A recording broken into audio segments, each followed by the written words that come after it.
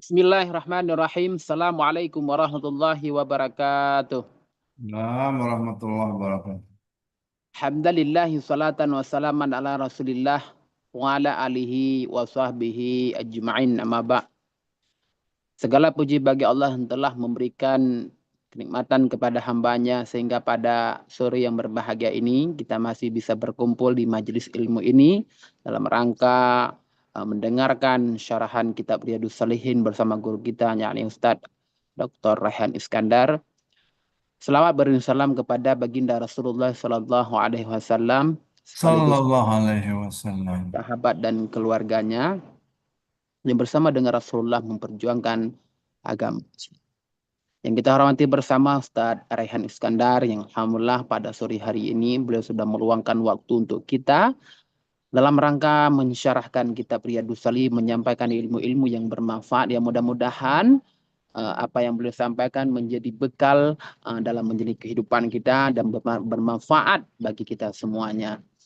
Dan juga kami mengucapkan jazakumullah khairan kepada para sahabat Daya Atiyah, para santri Daya Atiyah dimanapun berada, yang senantiasa selalu mengikuti mendengarkan kajian rutin kitab Riyadhus Shalihin setiap hari Senin ba'da sholat asar. Mudah-mudahan selalu mendapatkan keberkahan dan bermanfaat apa yang Ustadz sampaikan. Para sahabat Daya Atiyah dimanapun berada, sebelum kita memulai kajian pada sore hari ini, alangkah baiknya kita buka dengan baca surat Fatihah bersama-sama. Al-Fatihah. A'udzu billahi minasyaitonir rajim. Bismillahirrahmanirrahim. Alhamdulillahi rabbil alamin. Iyyaka na'budu wa iyyaka nasta'in. Ihdinas siratal mustaqim. Shiratal ladzina an'amta 'alaihim. Sadaqallahul azim, sadaqallahul azim. Mudah-mudahan dengan surah Fatihah yang barusan kita baca, Allah mudahkan, Allah lancarkan kita dalam mendengarkan, dalam mengikuti kajian kitab Riyadhus Shalihin. Para sahabat Daya Atiyah, pada hari ini Ustaz akan mensyarahkan lanjutan dari kitab Riyadhus Shalihin bab yang ke-234 masih terkait dengan keutamaan jihad. Marilah kita dengar dengan seksama sampai selesai, jangan nanti kita gagal faham. Baik, kepada Ustaz kami persilahkan dengan segala hormat. Jazakallah khairan, Ustaz Ihsan. Bismillahirrahmanirrahim. Assalamualaikum warahmatullahi wabarakatuh. Alhamdulillahi Rabbil Alamin wa bihi nasta'inu ala umuri dunya wa din wassalatu wassalamu ala ashrafil anbiya wal mursalin Sayyidina Muhammadin wa ala alihi wa sahbihi ajma'in. Ayyuhal ahbab usikum wa nafsi bitaqwallah wa ta'atihi la'allakum tuflihun.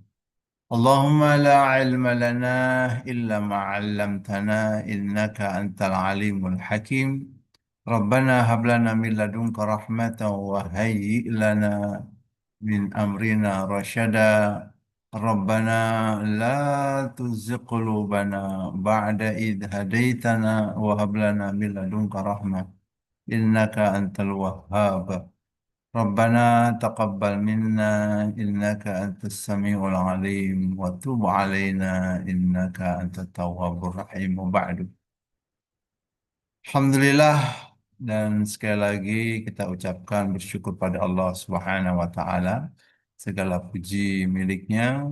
Salawat dan beriring salam pada baginda Nabi kita Sayyidina Muhammad sallallahu alaihi wasallam beserta keluarga dan para sahabatnya sekalian. Dan tidak lupa kita panjatkan doa kepada sang mualliful kitab Abu Zakaria Imam Nawawi rahimahullah agar Allah senantiasa limpahkan anugerahnya di alam barzakh dan diberikan tempat yang terbaik selain mendapatkan rahmat dan ampunannya, juga ditempatkan pada sisi yang terbaik, sisi Rabb pencipta, pemilik, pengatur, penguasanya. Sahabat jemaah dimuliakan Allah Subhanahu wa taala, kita masih bersama dalam kajian kitab Riyadhus Shalihin yang sekarang memasuki bab yang ke 234, yaitu bab tentang fadlul jihad.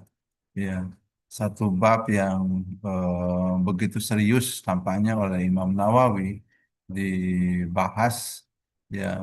Dan ini boleh dikatakan sekali lagi kita ulang kaji bab yang kadangkala kalau tidak difahami kurikulum eh, penyampaiannya, yang sekarang kita lihat banyak melahirkan fitnah justru dari bab jihad ini sendiri. Sahabat yang dimuliakan Allah, yang karenanya oleh Imam Nawawi dan juga oleh para ulama salafus saleh, sekali lagi bab jihad ini tidak diletakkan di awal-awal kita memahami Islam baik secara fikih maupun secara adab. Tapi ini menjadi bab yang ada di belakang, yang setelah memahami bagaimana memahami tauhid, memahami adab dengan berbagai macam jenis adabnya, lalu baik adab sesama manusia maupun adabnya kepada Tuhannya, baru kemudian berbicara tentang masalah jihad. Nah, untuk bicara jihad ini Imam Nawawi juga tidak eh, apa, tidak sekedar berbicara jihad, tapi beliau menyusun urutan babul jihad ini begitu luar biasanya. Ya, susunan demi susunan, dimulai bicara tentang keutamaan saja itu sampai 68 hadis. Sementara terakhir kita ini sudah sampai di hadis yang ke 44. Jadi masih ada sekitar 20 hadis lagi. Ini menunjukkan bahwa babul jihad itu begitu serius diperhatikan oleh Imam Nawawi rahimahullah agar kita tidak salah melangkah dalam masalah jihad. Karena ketika salah melangkah dalam masalah jihad, kita sudah punya pengalaman bagaimana Islam namanya menjadi tercoreng, ya, menjadi tidak bagus, ya. Dan tercorengnya nama Islam ini, ya, bukan tercoreng Islamnya salah, tapi tercoreng dari sisi adab perilaku sosial, ya, dianggap tidak bisa bersosial, tidak bisa menghargai kemanusiaan itu sendiri. Padahal Islam ini agama yang sangat memuliakan manusia itu sendiri. Baik,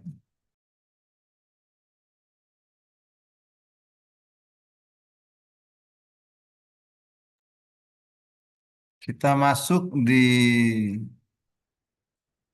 hadis yang ke 44.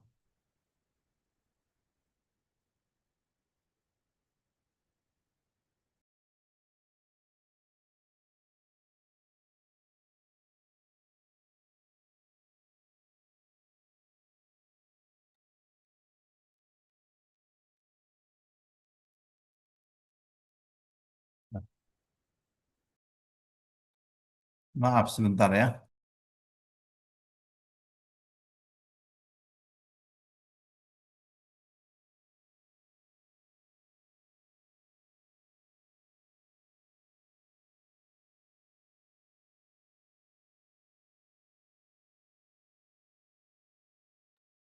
Nah, di pembahasan ini, sahabat jemaah dimuliakan Allah dan aku sekalian, eh, kurang lebih ada 10 hadis coba kita bahas pada sore hari ini, yaitu fokus di keutamaan jihad dari sisi eh, kendaraan dan dan keterampilannya, ya. Nah, di sini dimulai dari hadis ke 44 ini.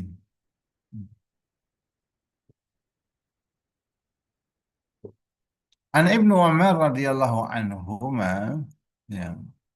Anna Rasulullah sallallahu alaihi wasallam qala al-khailu ma'qudun fi nawasiha al-khair ila yaumil qiyamah.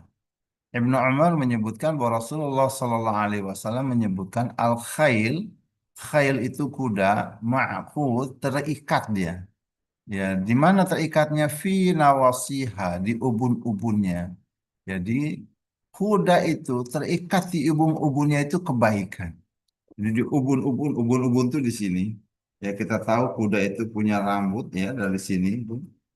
Nah, oleh Nabi SAW di kepalanya ini, di ujung awal rambutnya itu, Allah sudah ikat kuda itu dengan kebaikan sampai hari kiamat.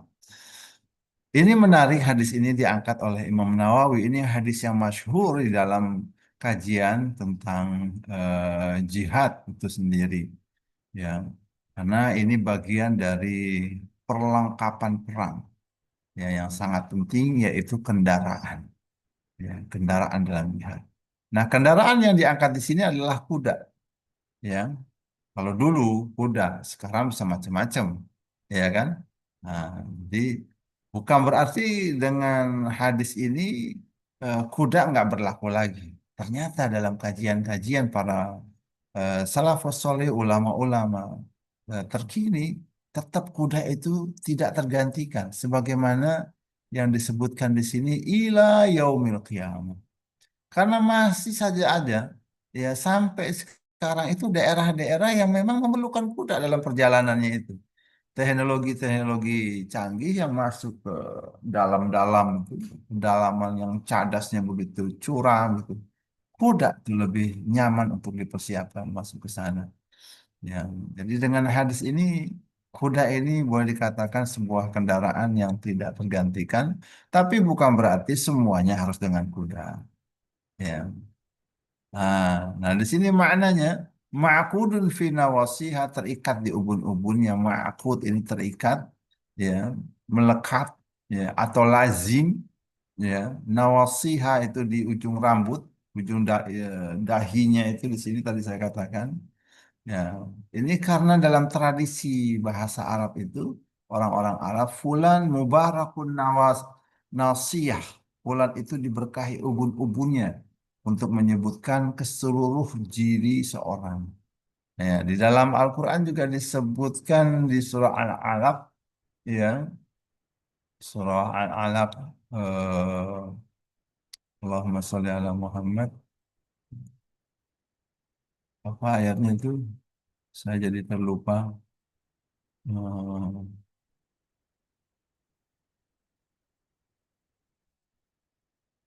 Nah, di sini. Itu ah, nasiyatin kadzibatin khati'ah. Nasiyatin kadzibatin khati'ah. Jadi nanti orang-orang yang akan masuk ke dalam neraka itu akan diambil dia, diseret ke dalam neraka, diambil dari nafsiyahnya itu. Karena nafsiyah ini kadzibatin khati'ah. Ini nafsiyah di sini pikiran orang yang melawan Islam itu penuh dengan kedustaan. Ya, nasiyatin kadzibatin khati'ah. Pikirannya tentang Islam salah aja terus begitu. Ya. Fali'aduna dia. Sampai Allah katakan ya, kalau dia mau panggil teman-temannya silakan aja. Wal nad'u zabaniyah. Kami akan panggil malaikat zabaniyah itu. Ya. Jadi nasihat itu untuk menggambarkan keseluruhan dari sosok seseorang itu sendiri. Ya. Nasiyatin kadibatin khati'ah. Nah, di sini untuk kuda juga dikatakan gitu. Nasiyahnya kalau kuda itu isinya kebaikan. Dia kendaraan yang secara naluri, ya, naluri kehidupan itu siap dipakai untuk berperang. Nah, ada hadis yang sama juga berikutnya ini kalau tadi hadis ini diriwayatkan oleh Ibnu Umar, ini diriwayatkan oleh Urwah Al-Bariqi radhiyallahu anhu. Isinya hampir sama. Al khailu ma'qudun fi nawasiha al khair ila yaumil qiyamah. Cuma ditambahkan kalimat al ajru wal maghnam. Nah, jadi bagaimana kebaikan yang dimiliki kuda itu sampai hari kiamat, ya, itu diterjemahkan di sini ada pahala dan ada gonimah. Ya, kebaikan pahala bicara kebaikan akhirat, ya, ghanimah ini kebaikan duniawi. Ini langsung diterjemahkan di sini di Urwa Al-Bariqi. Ya.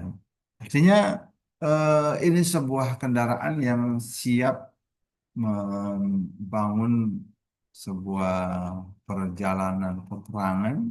Ya, kalau kanan langsung dibahasakan magnam di sini, ya, magnam. Langsung konotasinya itu yang namanya khail kuda ini bisa membawa medan laga, medan tempur itu sendiri.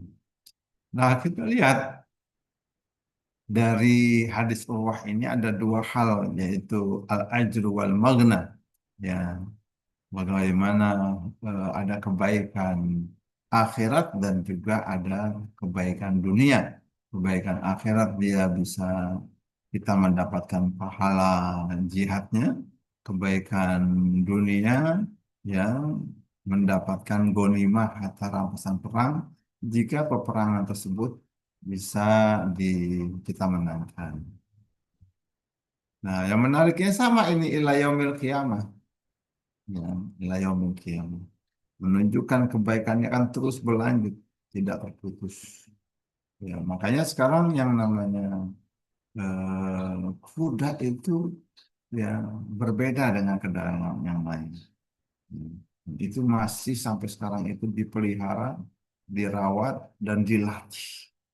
Hmm.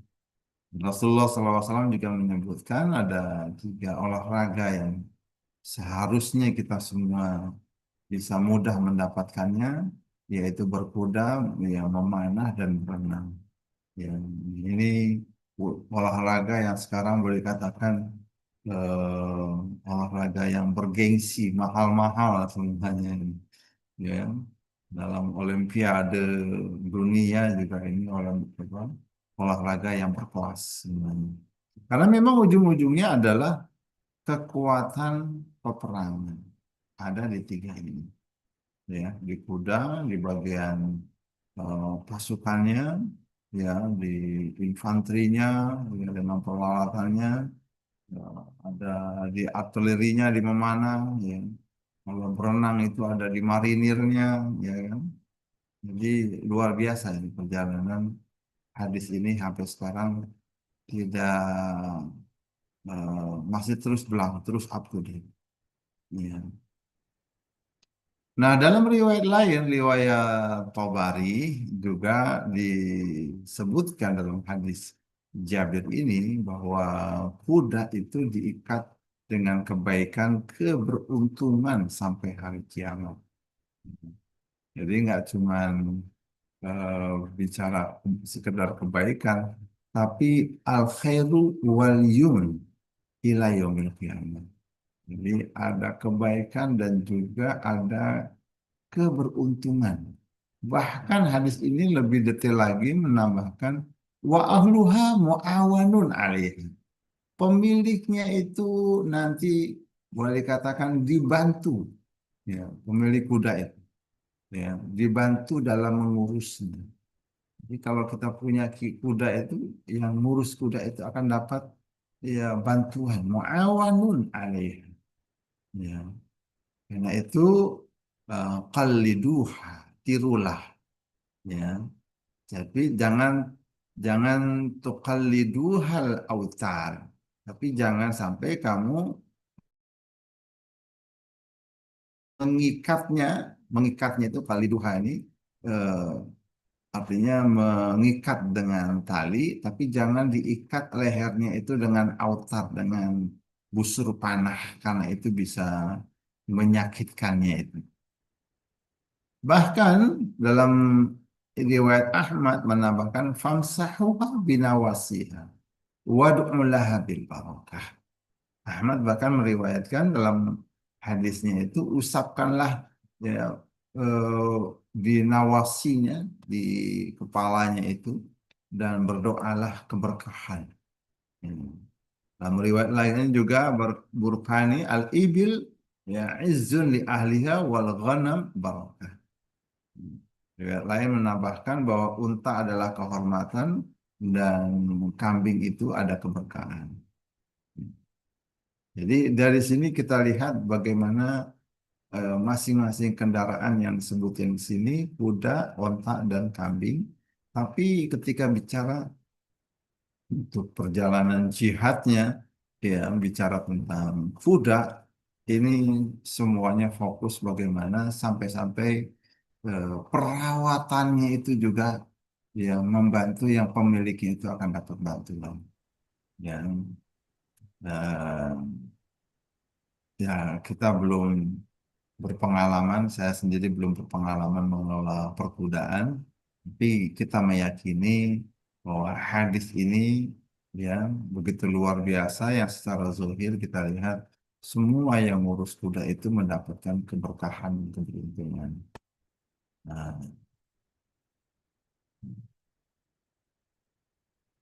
nah, dari hadis ini, hadis dari Tabari bahwa pemiliknya akan mendapat pertolongan mu'awanun, ya, pemiliknya itu mendapatkan pertolongan, ya. Dalam hal ini biaya perawatannya sehingga tidak merasa berat dalam mengeluarkan untuk kuda-kuda tersebut. Juga famsahuha binawasiha wad'ulaha bil barakah. Usaplah ubun-ubunnya, doakanlah keberkahan. Ini anjuran dalam memelihara kuda berlaku lembut, ya, dan minta keberkahan pada kuda. Nah, ini menarik ya.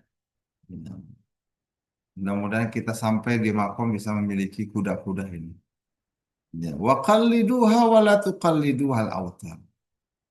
Jadi bukan eh, karena kuda ini dikatakan melekat untuk melawan musuh, ya, maka pada kuda-kuda ini ya boleh katakan dia menjadi kalung seperti kalung yang lengker yang melingkar di leher. Ya, tapi jangan sampai mengalungi mereka dengan tali busur, autar. Nah, itu dapat mencekiknya. Jadi, sahabat dimuliakan Allah, hadis ini ya kalau kita lihat di zaman sekarang ini ya tentang kuda, ya, mungkin kalau perang digital AI memerlukan sedikit pergeseran cara pandang. Jadi, kuncinya bukan terletak pada hewan, tapi pada prinsip di baliknya, yaitu kesiapan, pengorbanan untuk berperang di jalan Allah, menggunakan peralatan militer terbaik yang tersedia di setiap zaman. Jadi para ulama dalam konteks jihad ini, ya, dan persiapan perang ini, kata kuda al-khail, ya, itu dijadikan simbol romzun, ya, pada kekuatan persenjataan dan kendaraan perang. Jadi kalau bicara kuda tadi, berarti kita harus menyiapkan peralatan perang, kendaraan perang yang terbaik nih. Kalau sekarang mungkin ada lapis baja, tank, jet tempur, rudal, ya, sistem-sistem persenjataan yang canggih. Itu semuanya bisa menjadi kuda di era modern. Jadi maknanya bisa diperluas, ya, supaya hadis ini tidak kehilangan relevansinya dalam operasi militer modern. Ya, kalau kita lihat di surah Ad-Duha, ya, itu akan lebih tampak lagi bagaimana persepsi kuda yang bisa menebarkan gubal, ya, debu-debu, ya. Sama juga dengan senjata-senjata modern ketika diluncurkan rudal-rudal itu semua bergerak bisa mengembangkan debu-debu yang luar biasa. Hmm. Jadi ya sekarang kita lihat di dalam dunia nyata negara-negara besar seperti Amerika, Inggris, Swiss masih menggunakan kuda, ya, Bulgar dioperasi di medan berat, pegunungan, rawa, ya. Artinya kuda masih kepakai, tapi kita tidak kaku menerjemahkan kuda hanya kuda. Nah, di situ. Di hadis ke-46 dari Abu Hurairah radhiyallahu anhu, qala Nabi sallallahu alaihi wasallam, "Man ihtabasa fursan fi sabilillah imanan billah wa tasdiqan bi wa'dihi fa'in fa'in sab'atu ya, syib'atu wariyah warathahu wa bauluhu fi mizan yaumul qiyamah. Jadi Abu Hurairah meriwayatkan bahwa siapapun yang menahan kuda, yang menyiapkan kuda ya untuk berperang di jalan Allah semata-mata karena iman pada Allah dan juga membenarkan janjinya, ya maka ya fa inna syab'a sabi'ahu wariyahu wa rawthuhu wa bauluhu fi mizani yaumil qiyamah. Jadi kenyangnya kuda, segarnya kuda, kotorannya kuda, air kencingnya kuda, semua nanti akan ditimbang kebaikan di hari kiamat. Kalau kita sudah menyiapkan satu kuda, niat ya beriman pada Allah dan membenarkan janjinya, semuanya itu menjadi kebaikan. Ya, beri umpannya, kemudian dia membersihkannya, kemudian kotorannya, semuanya itu menjadi kebaikan.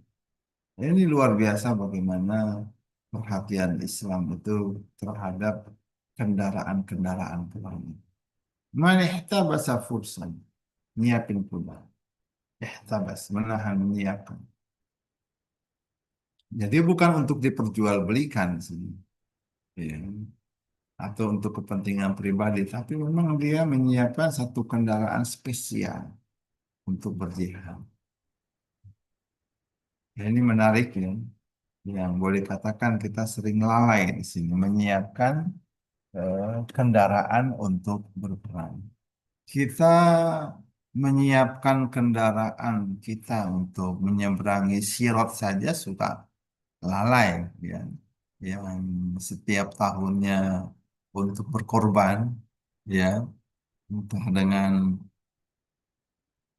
kambing atau sapi yang mana hadisnya jelas-jelas itu akan jadi kendaraan kita di saat kita menyeberang sirat ya, karena boleh jadi kelemahan iman kita terhadap hari akhir, kesiapan itu juga tidak kita serius. Nah, itu yang jauh ke depan.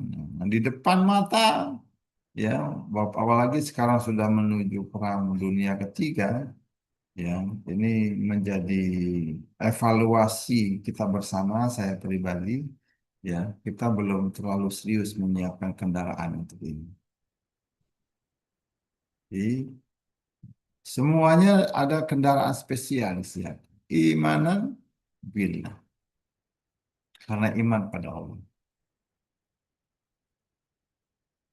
Juga watasdiqan biwa'di, membenarkan janji. Nah, dalam surah Al-Anfal ayat 60, apapun yang kamu nafkahkan di jalan Allah pasti akan dibalas sempurna. Ya. Shiba'ahu wa riyahu wa rawsahu wa baulahu ya.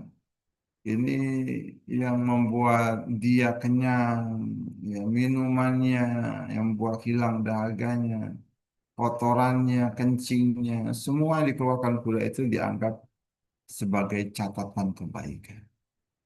Mizan di hari kiamat. Ini luar biasa menyiapkan sebuah kendaraan ya spesial ya. Jadi memelihara kendaraan itu ya tidak digunakan buat kepentingan pribadi, tapi pada saatnya ya ada waktunya berperang fisabilillah dia gunakan kendaraan. Nah, proses penyiapan pemeliharaan segala macam kebutuhan-kebutuhannya itu yang kita keluarkan, ya baik keringat kita pemeliharaan itu Allah nilai semuanya sebagai amal kebaikan.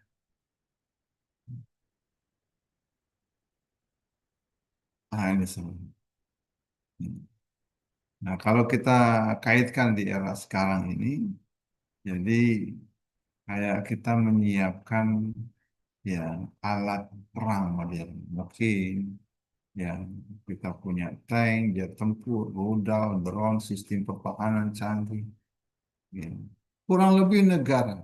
Nah, Kita dalam posisi karena bukan di bagian militer, ya apa saja yang bisa kita bantu lewat negara. Nah, dan mengarah kepada kekuatan menjaga teritorial di militer itu, semua pembiayaan ke sana dinilai kebaikan. Jadi biaya perawatan operasional pengembangan alat itu semuanya nilai kebaikan. Bahkan pengeluaran biaya sekecil apapun dicatat sebagai pahala. Itu kalau dianalogikan hadis ini dengan kondisi sekarang, yang bagaimana melihara, merawat, ya, sampai semua biaya eh, peralatan, perawatan maupun pengeluaran semuanya untuk menjaga alat tersebut tetap terpelihara dengan baik dinilai sebagai sebuah. Ya, itu menarik ya. Jadi bicara pertama tentang kuda ini ya sebagai sebuah alat berperang yang perlu terus dijaga bahkan fokus pada perawatannya. Di hadis ke-47 ini dari Ibnu Mas'ud radhiyallahu an qala ja'a rajulun ila Rasulillah sallallahu alaihi wasallam bi naqati mahfumah.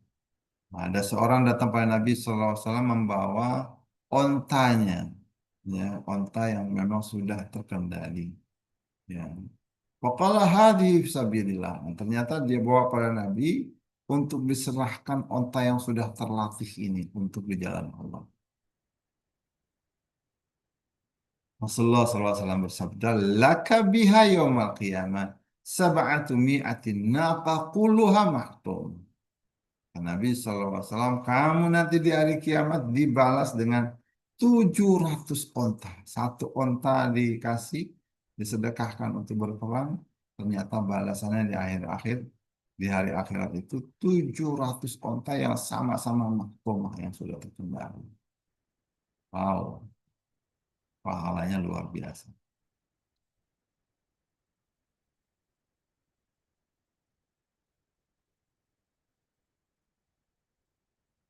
Jadi sahabat ya, bagaimana mahtumah itu dari kata-kata khitan ya, itu tali kendali yang dipasang di kepala unta. Ya. Sama juga dengan tali kekang pada kuda. Ya, ini untuk mengendalikan menuntun unta. Jadi ciri binatang sudah terkendali, terpasang itu tali kendalinya itu. Onta kah, kuda kah, kerbau kah, sapi kah, ini dia sudah mahtumah, sudah dijinakkan siap digunakan. Nah,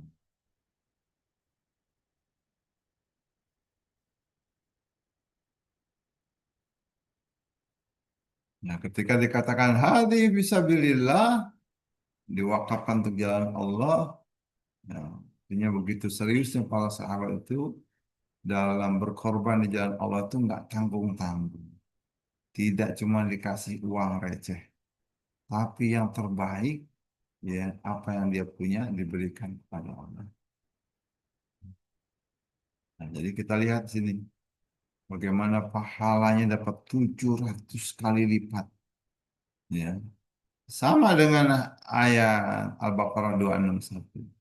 Orang yang berinfak di jalan Allah sebutir saja nanti Allah akan tumbuhkan 7 tangkai dan setiap tangkainya ada 100 biji. 700 kali.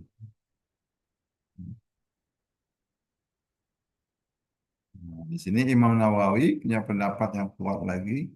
Jadi makna hakikinya pemiliknya mendapatkan 700 onta nyata di surga. Semuanya terpasang terkendali untuk dinaikkan dinikmati di surga. Hmm. Imam Nawawi memahami 700 onta itu adalah nyata akan diterima orang itu di surga. Kalau sekarang mungkin kita analogikan onta ini kendaraan perang, mungkin bisa berupa tank, kendaraan lapis baja, jet tempur, helikopter, kapal perang, drone. Onta yang sudah pasang terkendali ini, yaitu sudah dipasang ah, siap pakai, terawat, berfungsi optimal untuk pertahanan. Ketika dia infakkan, dia sumbangkan, ya, Ini untuk lebih memperkuat pasukan.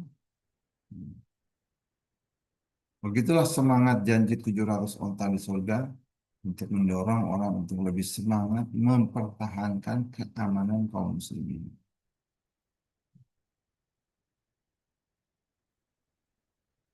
Nah, ini hadis ke-48. Dari Abi Hamad, yuqalu Abu Sa'ad, yuqalu Abu Asad, yuqalu Abu Amir, yuqalu Abu Amr, wa yuqalu Abu Aswad, wa yuqalu Abu Abbas, Uqbah bin Amir Al-Juhani radhiyallahu. Qala sami'tu Rasulullah sallallahu alaihi wasallam wa huwa 'ala mimbar yaqul. Jadi Uqbah bin Amir Al-Juhani itu mendengar Nabi SAW berbicara di atas mimbar, yaitu membaca ayat ini. Wa'iddu lahum mastata'tum min quwwah. Ini surah Al-Anfal ayat 60. Maka persiapkanlah apa saja untuk menghadapi mereka mastata'tum. Kekuatan. Menyiapkan kekuatan apa saja untuk menghadapi mereka. Ala innal quwwatar ramyu. Ala innal quwwatar ramyu. Ala innal quwwatar ramyu. Ternyata yang namanya kekuatan itu adalah satu yang terlontar, yang meluncur dengan cepat. Itulah kekuatan. Ya.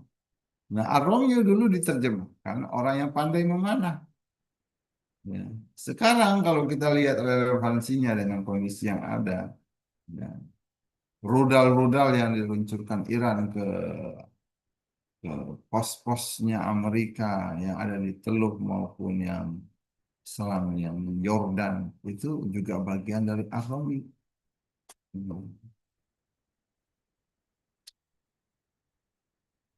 Jadi bagaimana kita lihat sebuah pernyataan penting ini untuk seluruh umat. Beliau menyiapkan um, langsung menafsirkan surah Al-Anfal ayat 60. Wa'iddu lahum mastata'tum min quwwah. Siapkanlah seberapapun, semaksimal mungkin kamu siapkan untuk perang itu kekuatan. Nabi menyebutkan ala innal quwwata ar-ramyu. Kekuatan itu ar-ramyu. Memanah, menembak, meluncur ar-ramyu. Ya, seperti anak panah. Ini istilah senjata jarak jauh, ar-ramyu. Nah, jadi para ulama menjelaskan tentang hadis ini, kekuatannya ar-ramyu ini, karena dia lebih mengenai sasaran.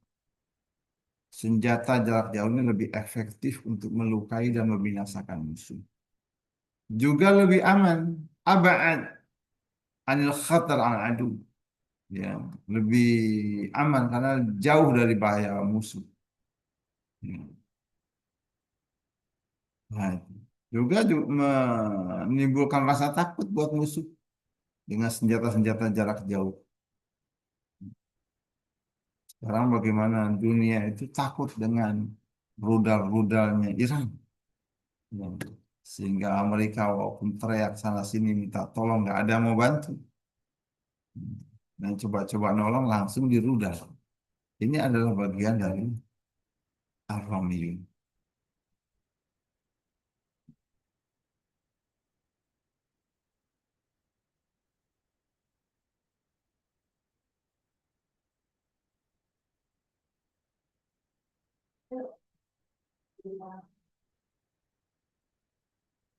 Nah, dengan kata lain, kaum muslimin perlu mempersiapkan kekuatan militer, kekuatan kuat. Wa'iddu lahum mastata'tum min quwwah. Dia menyiapkan kekuatan itu menjadi fardu kifayah. Kekuatan itu ketika Nabi mengatakan ala inna quwwata ar-ramyu, punya senjata jarak jauh.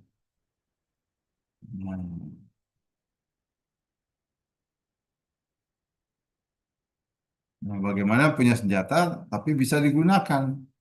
Jangan cuma punya nggak bisa dipakai. Nah, hanya perlunya pelatihan dan penguasaan teknologi persenjataan. Dan Rasulullah mengulangi 3 kali ala innal quwwatar ramyu. Ya. Artinya supaya nggak diabaikan ini peringatan. Mau tampil, disegani, dan didengar ucapannya, yaitu punya kekuatan. Kekuatannya apa? Arwahnya. Kalau dulu, ya, sekarang masih saja orang dibilang kuat bukan lagi senjata yang ya badik kah, golok kah, rencong kah, tapi adalah senjata. Ya, entah laras panjang, entah laras pendek, orang-orang yang megang batik, megang pedang takut. Dengan yang membawa senjata. Karena dia adalah Arabi.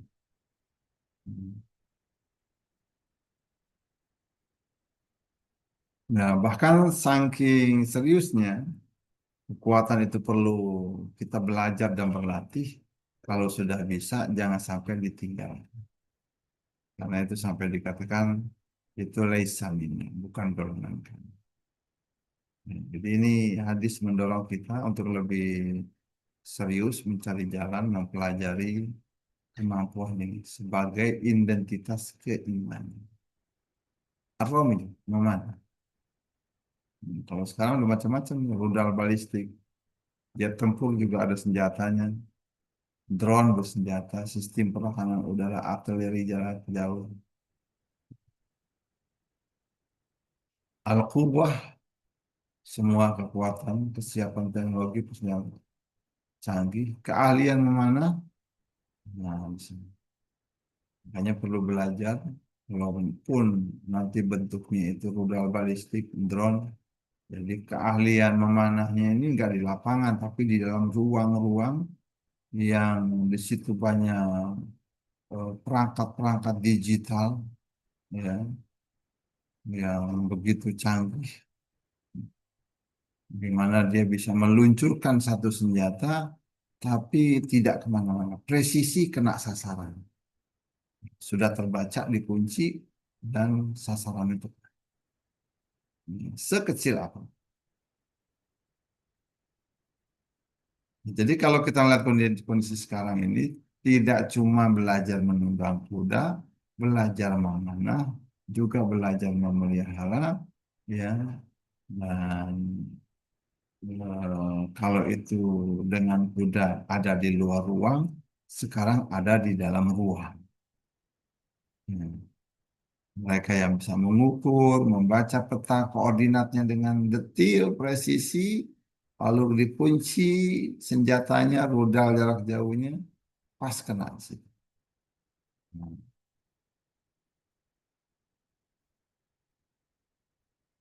Wa anhu radhiyallahu an qala sami'tu Rasulullah sallallahu alaihi wasallam yaqul satuftahu alaikum aradun wa yakfikumullahu fala yu'jiz ahadukum ayyalhu bi aslihi bi aslihi. Jadi dari Uqbah bin Amir al-Juhani, beliau mendengar Rasulullah SAW bersabda, nanti satu tahu alaikum akan terbuka bagimu beberapa arabun, beberapa negeri. Wa yakfikumullah. Dan Allah akan mencukupi. Jadi ekspansi yang dilakukan kaum muslimin membuka banyak area-areanya untuk dikuasai itu dibantu oleh Allah Subhanahu wa taala. Mana itu fala ya'jiz ahadukum ayyaluhu bi aslihi. Karena itu kamu jangan males ya, jangan kurang keaktifannya belajar untuk menang. Nah,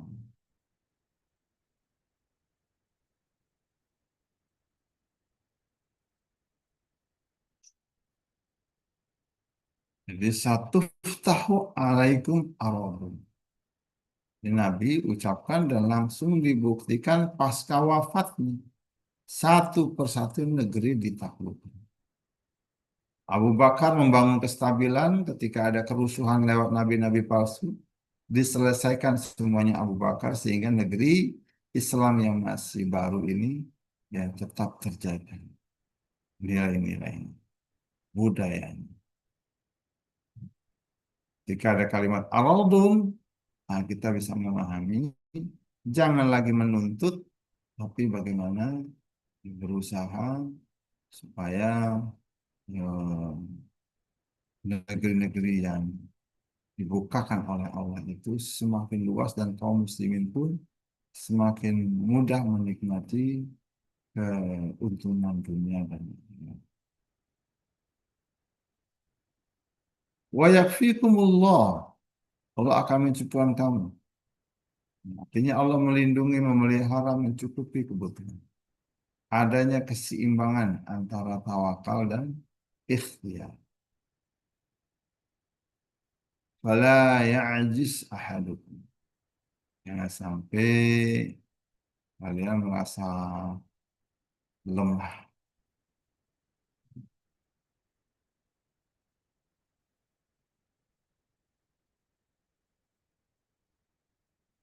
Nah, kemudian makna berikutnya ayalahu bi ashumi, bermain-main dengan anak panahnya.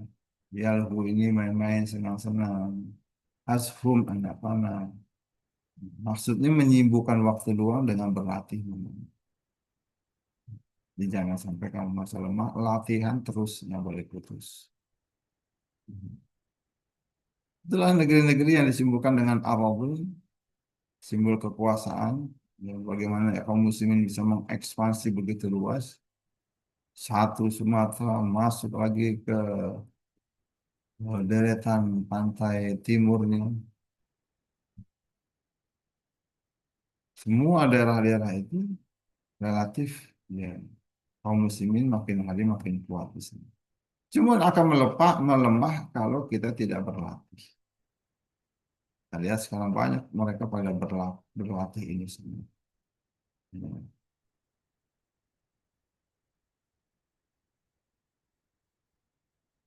Nah, ini juga hadisnya sama wa anhu berarti masih wa anhu ya, dari Abu Hammad. Ya. Abu Amr. Ya. Disebut juga Abul Aswad. Itu juga disebut Abu Abbas. Tapi nama beliau adalah Uqbah bin Amir Al-Juhani. Uqbah bin Amir Al-Juhani. Nah, di sini satu tahu alaikum aradun wa yakfikumullah wa la ya'jiz ahadukum ayyaluhu bi asumi. Nah, ini diperkuat lagi. Ya, nanti Allah ya sudah mengirimkan informasi Rasulullah SAW para sahabat itu akan terbuka aradun pintu-pintu ekspansi.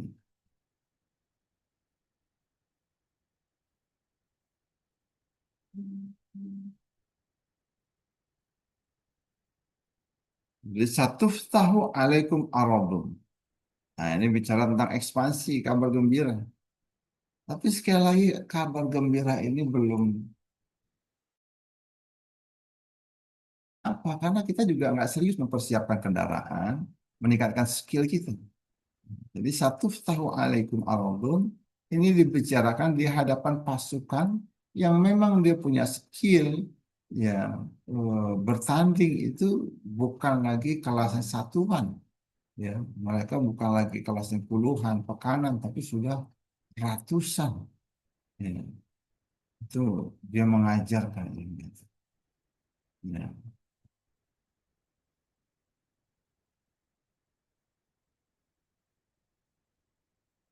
Jangan ragu kalau sudah memang memantapkan diri, menyiapkan diri untuk berjihad, jangan ragu. Karena semua kekurangan yang sifatnya finansial itu Allah akan cukup. Nah, hidup ini kalau sudah bertekad untuk berjihad, jangan lagi mundur, jangan lagi buat dispensasi buat diri sendiri. Karena yakinlah Allah akan melindungi, memelihara, dan mencukupi. Nah, itulah jiwa yang berjihad ini, jiwa yang berhasil membangun keseimbangan tawakal dan ikhtiar. Wala ya'jiz ahadukum. Ya, ya'jiz lemah, nggak mampu, terhalang. Ini sebuah larangan. Nggak boleh kelihatan lemah, ya, kelihatan mengabaikan persiapan.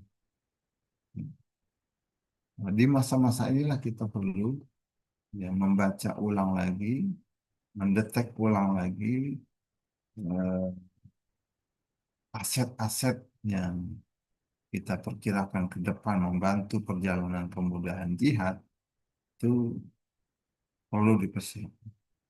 Nah, dalam mempersiapkan itu kadang-kadang males, kadang-kadang enggak, akhirnya lupa. Makanya Nabi mengatakan fala ya'jis, jangan menang.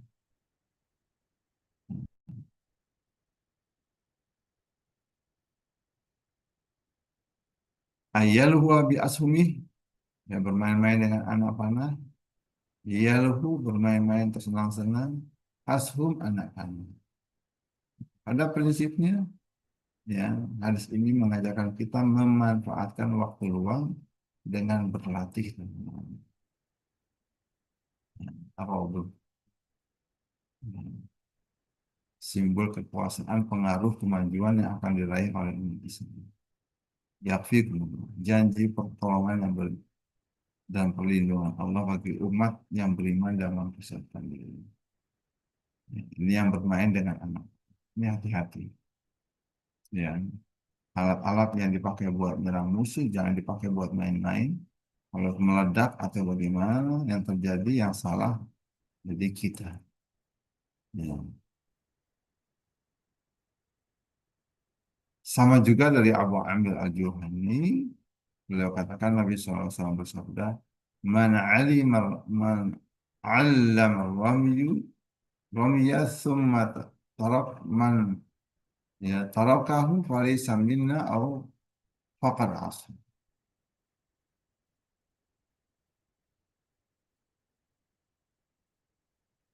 Man alima ramya summa tarakahu falaysa minna au faqad asa. Hadisnya singkat padat, siapa yang pernah belajar mana lalu ya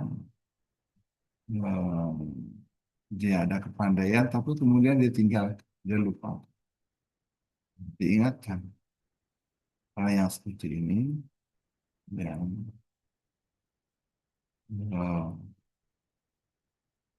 orang-orang yang sudah belajar lalu meninggalkan ilmunya, melupakan, maka dia tidak termasuk golongan kami atau dia benar-benar telah hilang. Islam pengen, Rasulullah SAW pengen kalau sudah punya ilmu, khususnya ilmu yang siap berperang melawan musuh. Nah, jaga, latihlah terus, karena kalau sampai nggak menjaga, nggak melatih, itu dikatakan Nabi Farisan. Kan pulang. Nah, oleh Ramiyu diajarin mana?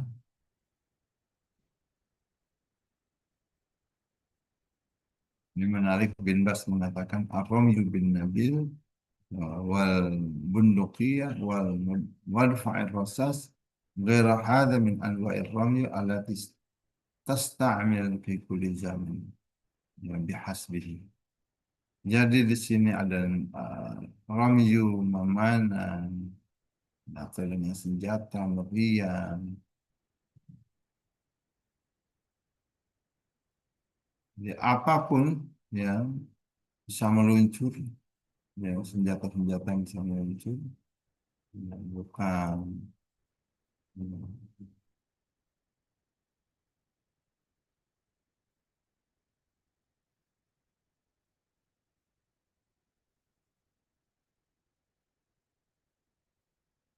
Semua senjata ini bisa digunakan di setiap zamannya.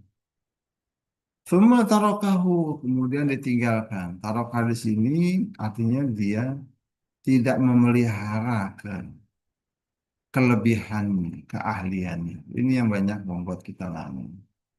Ya.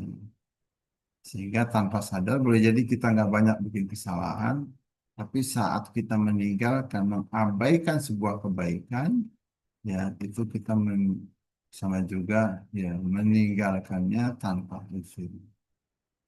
Ya. Kalau sekarang itu yang paling gampang ngomong ya minta maaf,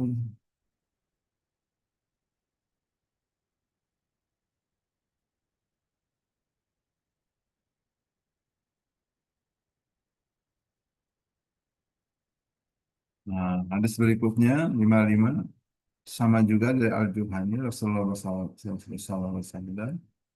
Inna Allah yadkhulu bisahmil wahid fala tanaffarul jannah. Nah, ini menarik ya untuk kita cermati bahwa Allah Subhanahu wa Ta'ala itu menempatkan, memasukkan seorang ke dalam surga karena ya satu panah, karena satu panah, yaitu satu panah ini ada yang bagian buat, ada eh,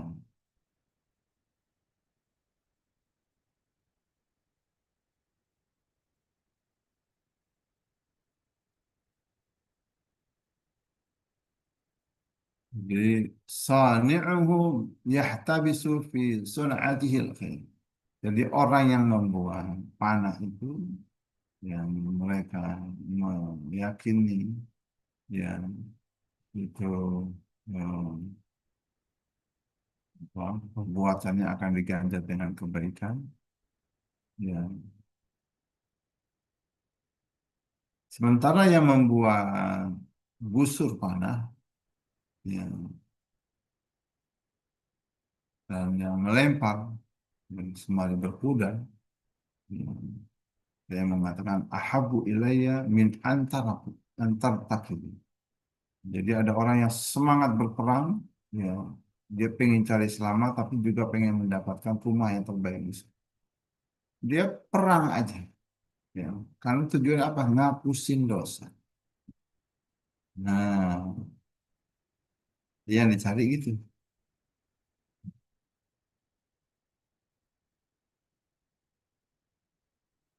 Jadi di hadis di sini ada disebut yang membuatnya sa sani'ah, ada yang memanahnya ramiyam bihi, dan ada munbilah, orang yang menyiapkan munbil. Semuanya ini mendapat pahala yang luar biasa. Hmm. Tambah lagi nih, ada perbandingan antara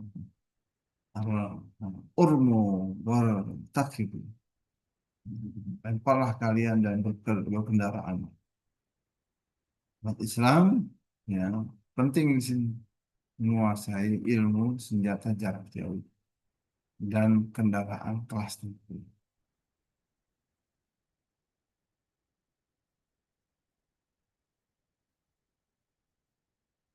Jadi sekali lagi Nabi menegaskan ya di sini bahwa memang memanah itu lebih beliau cintai. Wa antarmu ahabu ilaya min antah takib. Di sini ada peringatan keras nih bagi yang meninggalkan kebiasaan baik itu. Man ullima ar-rami, baru disebut sekali, baru dua kali, semua tarokah, lalu dia meninggalkan. Sehingga dia diklaim sebagai kufur nikmat. Raghbatan anhu, juga yang punya niat terlalu baik. Di gambaran kalau perang itu dia kehilangan skillnya karena nggak berlatih. Nah, itu yang pertama. Yang kedua,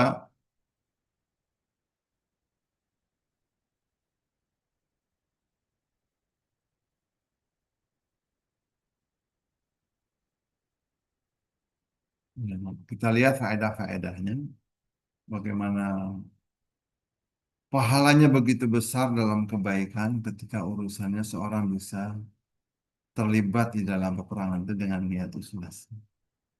Ya, penguasaan penguasaan senjata jarak jauh ini nanti akan menjadi ilmu yang penting. Dia bukan lagi mana, tapi di balik tempat-tempat yang tersembunyi itu, panah-panah itu mudah-mudahan itu bisa meluncur keluar.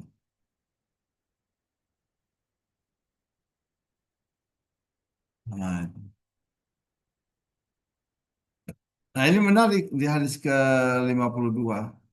Ya, Rasulullah SAW menekankan lagi di sini Ya, urmu bani Ismail fa inna abakum kana ramiya. Rasulullah ngasih semangat pada para pemuda-pemuda ini untuk berlatih memanah.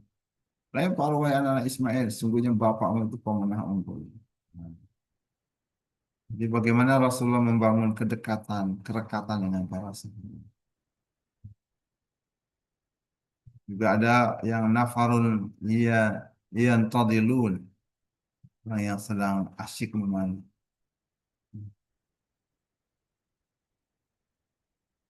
Jadi kita lihat sini bagaimana para sahabat begitu seriusnya belajar memanah dan memelihara keahliannya. Nah, hadisnya disebutkan di sini fa'inna urmu bani Israel. Siapa ini Bani Ismail? Jelaskan di sini. Bani Ismail ini spesial merujuk keturunan Nabi Ismail. Ya. Dia merupakan nenek moyangnya bangsa.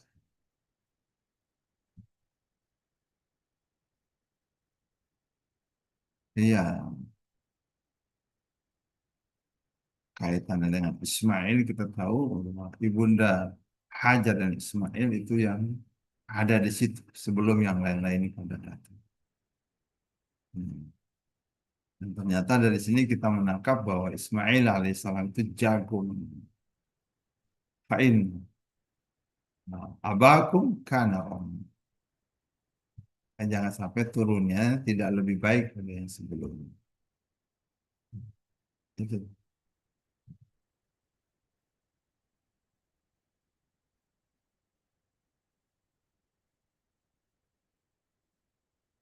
Di luar forum ini menarik. Ya, ada yang bilang mungkin malah kalian aku bersama Bani Fulan aja kan di situ nggak ada mana-mana. Ya, ada yang kayak begitu. Nabi kemudian ketika diskusi sekelompok sahabat di luar masjid, ya seperti itu Nabi bertanya, mengapa kalian tidak memanah? Ya mereka, bagaimana kamu bisa memanah sementara engkau bersama mereka. Dia menyebut dengan bijak, urmu fa inna abakum kullukum. Manalah karena aku sudah bersama kalian semua. Gitu. Nah mungkin ini hadis yang terakhir pada uh, kesempatan kali ini. Ya. Untuk menjelaskan tentang makna Bani Ismail. Di Bani Ismail ini, keturunan Ismail nenek moyangnya orang Arab. Rasulullah ya, diingatkan bahwa dia punya keturunan dari Arab. Abakum kana romiyan. Pakmu ini adalah pemburu yang handal. Jadi kalau orang tuanya sudah kayak begitu, kalau kamu nggak kualitasnya di bawah orang tua, malulah. Hmm. Seharusnya kamu harus punya generasi di bawahnya itu bisa melebihi generasi yang sebelumnya.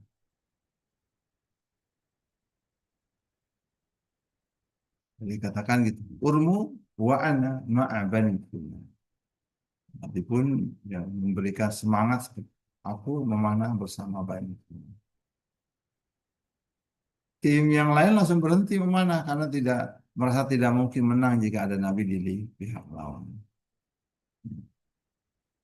Dia bertanya, kenapa kalian tidak mana? Gimana kami mana engkau bersama mereka? Nabi dengan bijak mengatakan, urmu fa inna ma'akum kullukum. Ya, fa ana ma'akum kullukum. Akhirnya Nabi ketika sedang latihan, dia bilang, aku bersama kalian semua. Nah,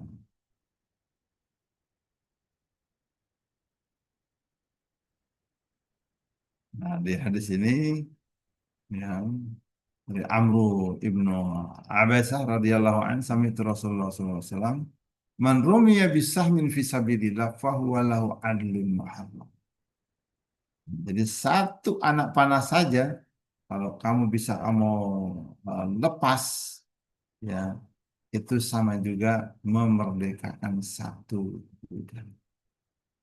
Man rumiya bisahmin fi sabilillah fahuwa lahu adlu muharram.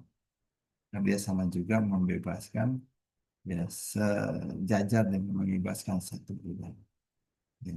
Ini pahala orang yang mana yang begitu besar. Jadi satu tembakan, nah itu ada pahala. Urusan kena nggak kena lain lagi.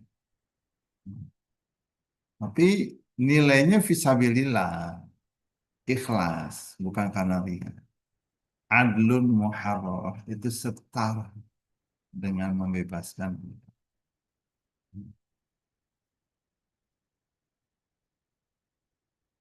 Dilihat faedahnya begitu besar. Pahala satu tembakan, pahala diberikan meskipun nggak kena sasaran, pahala ditambah jika kena sasaran, ya ditambah satu derajat lagi di surga.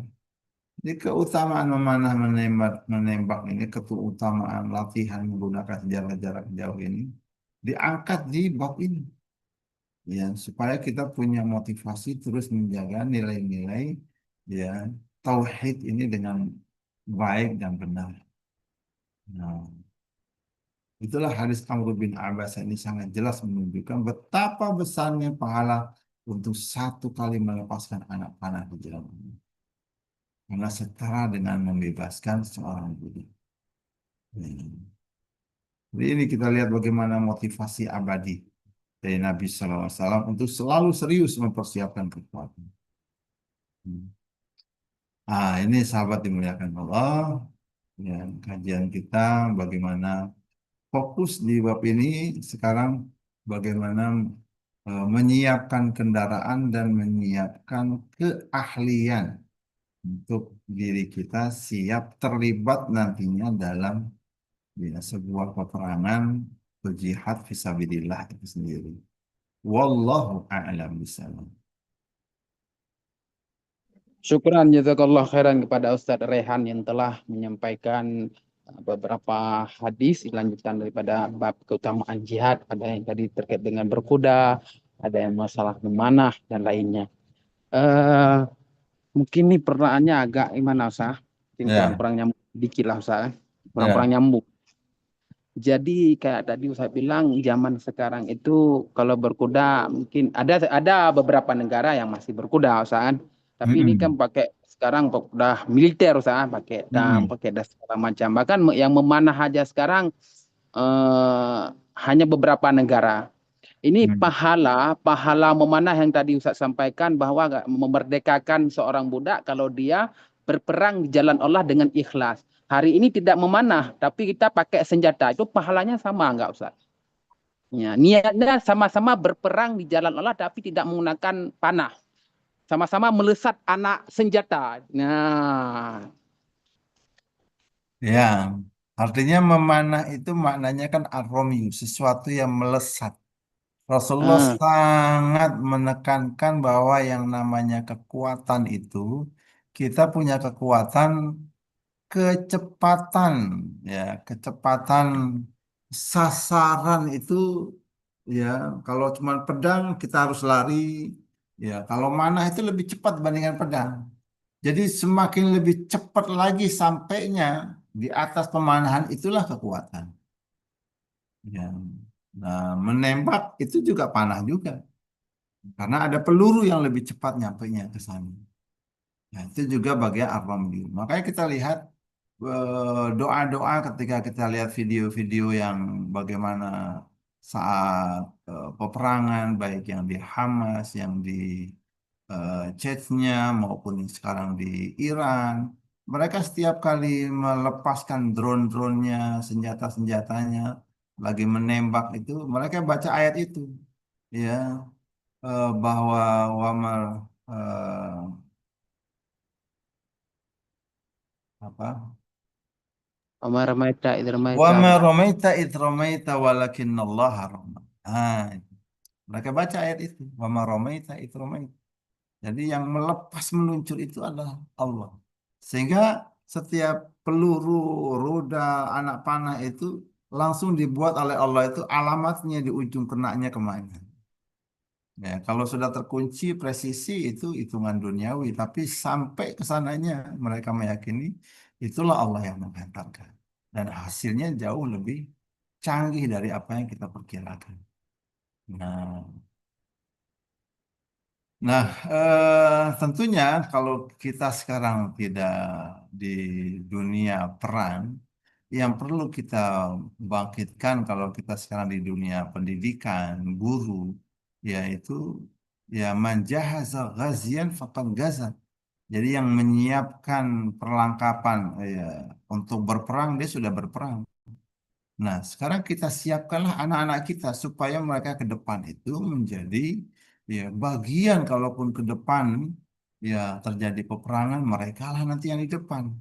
Ya, mereka tentara-tentara Allah yang memang terlatih. Menyiapkannya dari sekarang generasi terbaik itu, ya saat mereka nanti anak didik kita itu tampil, ya berperang fisabilillah, ya apa yang didapat oleh anak kita mengalir pahalanya ke kita juga. Ya, oke, yang terbaik nih sangat diuntungkan yaitu para pelatih, para coach, para trainer, para guru, ya. Karena mereka itu memiliki yang namanya amal jariah. Ya, ini yang perlu kita bangun dari sekarang itu dalam dunia pendidikan. Ya, mulailah ya membangun cita-cita yang menyiapkan amal jariah jangka panjang. Ya, nah, jadi jangan tanggung-tanggung kita jaga mereka ini. Ya, boleh jadi ke depan mereka lah yang punya kuda-kuda itu. Mereka lah yang canggih memainkan senjatanya. Apa yang dikerjakan ngalir pahalanya ke kita. Karena kita membentuk mereka itu dari awal. Yang kata sahabat Ali bin Abi Thalib, ya, man 'alamani harfan sirtu lahu 'abdan. Bagaimana mahalnya seorang guru. Siapa yang mengajarkan aku itu satu huruf, maka aku menjadi budaknya. Nah, begitu tingginya nilai ilmu itu sendiri. Ya. Di sini diperlukan keseriusan kita. Jangan kita terjebak posisi sebagai pendidik, tapi berjiwa sebagai buruh. Ya, kalau berjiwa sebagai buruh, maka apa yang kita dapat dari insentif bulanan kita sudah selesai. Tapi kalau bersikap sebagai guru, pahalanya nggak berhenti di insentif bulanan. Pahalanya mengalir terus ketika anak itu jadi. Nah, kalau berhenti menjadi buruh, sudah dapat bulanan selesai, nggak ada lanjutannya lagi. Karena buruh cuma bekerja sebatas itu. Jadi ini bab jihad ini mengajak kita berpikir untuk menyiapkan diri, generasi yang menyiapkan diri tentu kita nggak tahu kapan perang akan terjadi, bisa jadi dalam waktu dekat, ya perang dunia ini bisa juga dalam beberapa tahun ke depan, wallahu alam. Tapi gejala-gejalanya sudah kelihatan sekarang. Ya, dan dunia ini menjelang hari kiamat juga akan terjadi peperangan. Ya, karena Rasulullah menegaskan la taqumu sa'ah hatta yuqatilul muslimun al-yahud. Nggak akan terjadi hari kiamat sebelum ada perang orang muslim melawan Yahudi. Nah, sekarang gejala-gejalanya sudah dimulai nih. Begitu seriusnya Iran ini melawan Yahudi. Nah, kita harus pandai-pandai menempatkan diri dan juga mentransfer pemahaman yang benar kepada orang-orang. Jangan sampai kita salah mempersepsikan mana lawan, mana kawan. Ya, karena ini bagian dari ya, nilai-nilai amal jariah dalam sebuah persiapan peperangan itu sendiri. Wallahu a'lam bishawab. Syukuran Ustaz atas jawabannya. Mudah-mudahan apa yang saya sampaikan bermanfaat bagi kita semua. Mungkin ini karena waktu kita sudah jam 17.59 Ustaz. Tampaknya kajian pada sore hari ini kita pada Ustaz. Ini Ya, berarti keutamaan masalah jihad sudah selesai Ustaz atau masih ada hadis selanjutnya lagi Ustaz? ini baru hadis ke-53. Jadi sampai hadis ke-68. Nah, jadi Berarti ini lebih ada kurang 10 hadis. lagi Ustaz. Baik, Khairul insyaAllah berarti pekan depan kita masih melanjutkan terkait dengan Melanjutkan. keutamaan jihad. Ya, baik. Syukran, sekali lagi kami ucapkan jazakallah khairan kepada Ustadz Rehan atas ilmunya. Ya mudah-mudahan bagi para pendengar dimanapun berada bisa mengimplementasikan sesuai dengan apa yang telah disampaikan oleh Ustadz, apakah kita sebagai guru atau lainnya. Baik, itu saja. Kita tutup pertemuan hari ini dengan baca doa kafaratul majelis. Subhanakallahumma wa bihamdika asyhadu an la Asyhadu an la ilaha ilaha illa anta astaghfiruka wa atubu ilaik. Amin ya rabbal alamin. Kami akhiri. Assalamualaikum warahmatullahi wabarakatuh. Assalamualaikum warahmatullahi wabarakatuh.